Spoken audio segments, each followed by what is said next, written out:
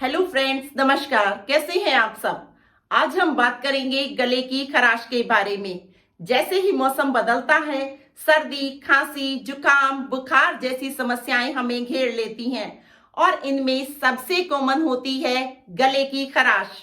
आइए गले की खराश के बारे में बात करते हैं। इस मौसम के बदलने पर जो हमें गले में खराश होती है वो जनरली माइक्रो ऑर्गेनिज्म का इन्फेक्शन होता है, क्योंकि मौसम के बदलने पर माइक्रो ऑर्गेनिज्म जो सूक्ष्म जीव होते हैं उनकी एक्टिविटी बढ़ जाती है। उनमें रिप्रोडक्शन बहुत ज्यादा होता है, वो अपनी संख्या को बहुत अधिक बढ़ा लेते हैं। ऐसे में हमारी थोड़ी सी भी लापरवाही हमें इन्फेक्टेड कर देती है। बात करते हैं कि गले में इन्फेक्शन में क्या सिम्टम्स होते हैं और इन्हें हम कितनी कैटेगरीज में डिवाइड करते हैं। तो गले में कुछ चुभना, फंसना, दर्द होना, जलन होना, चुभन होना, ये जनरल सिम्टम्स हैं। साथ ही हमें नाक का बहना, नाक का बंद होना, शरीर में दर्द होना, बुखार होना भी इसके साथ ही आ जाते हैं। तो गले में जो सिम्टम्स होते हैं उन्हें हम 3 कैटेगरीज में डिवाइड कर लेते हैं: फेरेंजाइटिस, टॉन्सिलाइटिस एंड लैरेंजाइटिस। फेरेंजाइटिस में हमारे गले में फेरिंग्स एक स्थान होता है जहां पर हमारी श्वास नली और आहार नाल आकर मिलते हैं। इस जगह पर जब कोई इन्फेक्शन होता है तो हमें वहां जलन, चुभन, सूजन और रैशेस हो जाते हैं, तो ये फेरेंजाइटिस है। टॉन्सिलाइटिस में हमारे टॉन्सिल्स होते हैं गले में दोनों तरफ। ये लिम्फ ग्लैंड होती है जो कि बॉडी को इन्फेक्शन से प्रोटेक्ट करती हैं। जब इनमें इन्फेक्शन हो जाता है तो इसे टॉन्सिलाइटिस कहते हैं। इसमें भी जलन, चुभन, सूजन जैसी प्रॉब्लम्स आती हैं और गले में दर्द होता है। थर्ड आ जाता है लेरिंजाइटिस। इसमें जो हमारा लैरिंग्स होता है, यानी जो हमारी स्वर ग्रंथि है जो हमारे बोलने का कार्य करती है, उसमें इन्फेक्शन हो जाता है और उसकी वजह से जलन, सूजन, खराश और गले में दर्द जैसी समस्याएं होती हैं। ये हमने 3 कैटेगरीज डिवाइड कर ली जिनसे कि हमें इन्फेक्शन होता है गले में। इस इन्फेक्शन के रीजन क्या होते हैं, आइए बात करते हैं। तो सबसे पहले तो इन्फेक्शन के कारण ही गले में खराश होती है और ये इन्फेक्शन होता है बैक्टीरियल या फिर viral. Bacterial infection Streptococcus bacteria के कारण होता है। इस बैक्टीरिया से इन्फेक्शन होने पर हमें गले में तेज दर्द होता है, छाती में जकड़न होती है, हमारी पूरी बॉडी में दर्द फैल जाता है, हमें बुखार हो जाता है, सर दर्द हो जाता है, ये दर्द जबड़ों तक जाता है। तो इसके लिए तो बैक्टीरियल इन्फेक्शन के लिए एंटीबायोटिक्स होती हैं जो कि डॉक्टर के प्रिस्क्रिप्शन के बाद, डॉक्टर से ट्रीटमेंट लेने के बाद हमें लेनी होती हैं। इनका कोर्स कंप्लीट करना होता है और हम इन्फेक्शन से उबर जाते हैं। नेक्स्ट वायरल इन्फेक्शन होता है। वायरल इन्फेक्शन सर्दी, जुकाम की वजह से होता है और इस इन्फेक्शन में हमें वायरल ट्रीटमेंट लेना होता है।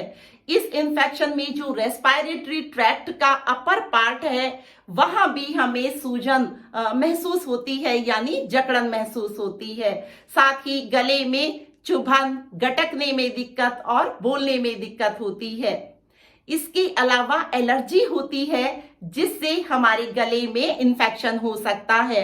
पोल्यूशन की वजह से बहुत सारे harmful chemicals and solid particles air में होते हैं जो हमें एलर्जी कॉज करते हैं।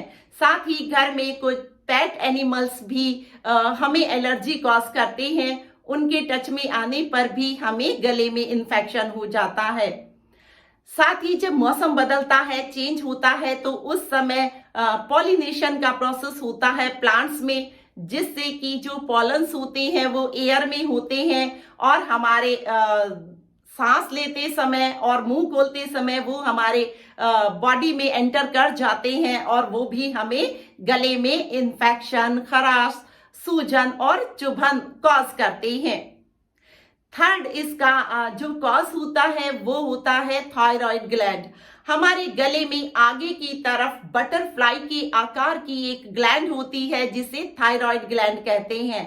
ये ग्लैंड हार्मोन सिक्रीट करती है, लेकिन कई बार ये इन्फेक्टेड हो जाती है और इसके इन्फेक्शन से भी हमारे गले में दर्द रहता है, हमें गटकने में दिक्कत होती है, हमें खराश, जलन, चुभन और सूजन महसूस होती है।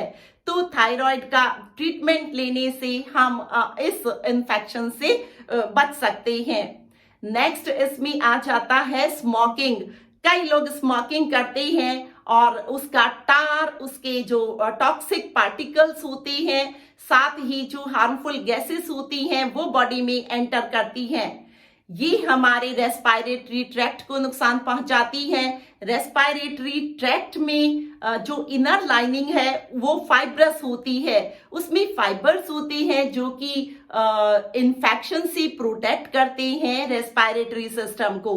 लेकिन ये केमिकल्स जो स्मोकिंग से निकलते हैं उन फाइबर्स को कवर कर लेते हैं, उन्हें अपना फंक्शन नहीं करने देते, जिससे कि रेस्पिरेटरी ट्रैक्ट का इन्फेक्शन होता है। हमें इससे गले में दर्द और साथ ही चुभन और सूजन महसूस होती है।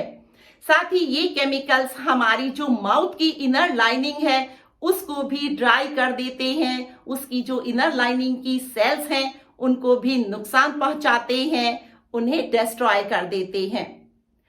इसके बाद आता है अल्कोहल। कई लोग अल्कोहल कंज्यूम करते हैं, ये हमारी रेस्पिरेटरी ट्रैक्ट को भी नुकसान पहुंचाता है और साथ ही हमारी माउथ एंड डाइजेस्टिव ट्रैक्ट को भी। ये हमारे दांतों को, गम्स को, माउथ की इनर लाइनिंग को इन्फेक्टेड कर देता है।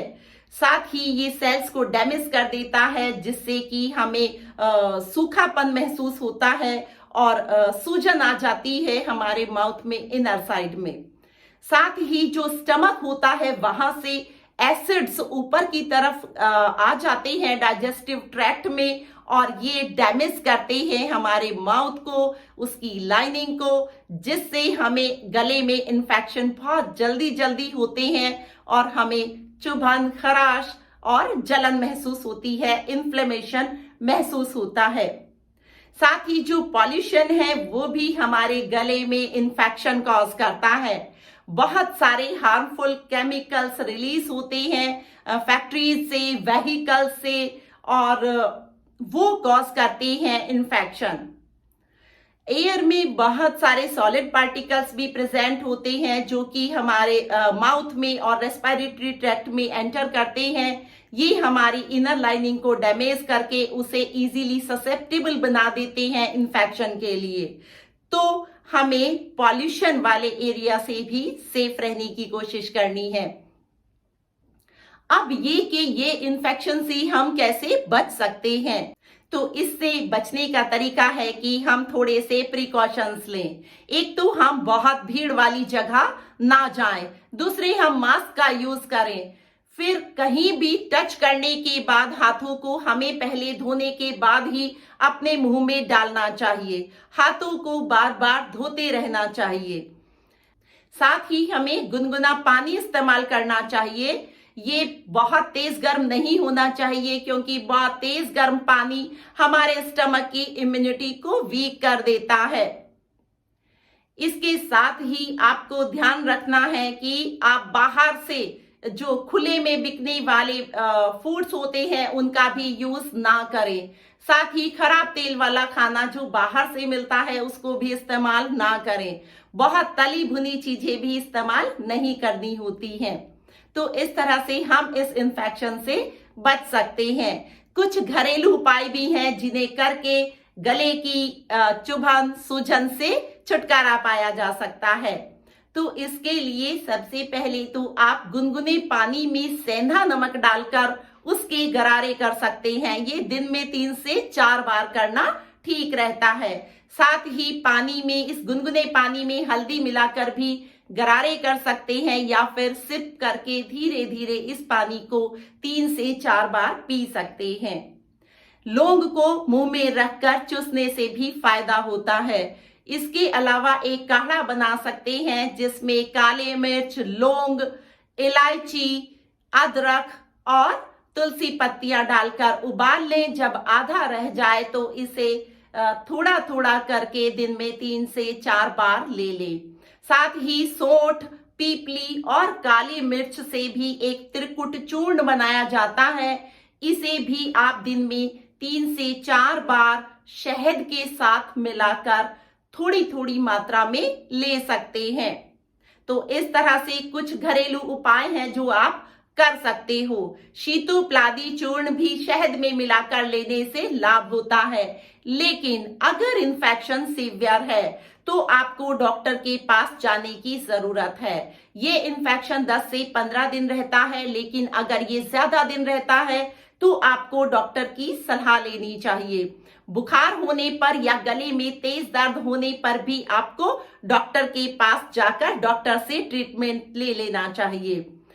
गले में इन्फेक्शन होने पर ये केवल हमारे गले तक ही नहीं रहता है, ये हमारे कानों तक पहुंचता है, सर दर्द कॉज करता है, बॉडी में पेन करता है और इससे हम बीमार महसूस करते हैं। तो इसलिए हमें गले की खराश से बचने का उपाय जल्दी ही कर लेना चाहिए, इस रोग को बढ़ने नहीं देना चाहिए।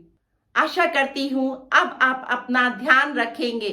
बेटर लाइफ के लिए हम मिलकर प्रयास करेंगे और इस सफर में आप मेरे साथ रहिएगा। बहुत बहुत धन्यवाद। Thank you very much.